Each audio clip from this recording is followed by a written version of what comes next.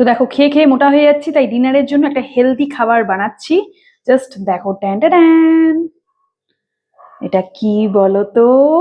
তো এই রয়েছে আজকে আমার healthy dinner for weight loss. তো একদম ঝটপট বাড়িতে হয়ে যায়, এটাই কিন্তু আজকে আমি ডিনারে খাবো। ভেজিটেবলসও রয়েছে, তার সঙ্গে কিন্তু স্যালাডও রয়েছে, একটু চাটনি দিয়ে মিলাকে ঝুলাকে একদম হেলদি একটা রেসিপি।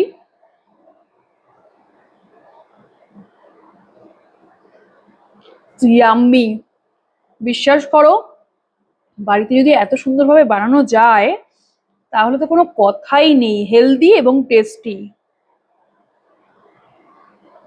জাস্ট ওয়াও হয়েছে, কোনো রকম চাল দিয়ে না, কোনো রকম ডাল দিয়ে না, চাল ডাল ছাড়াই এই রেসিপিটা বানিয়েছি। যদি রেসিপি লাগে অবশ্যই জানিও, আমি রেসিপিটা আপলোড করে দেবো।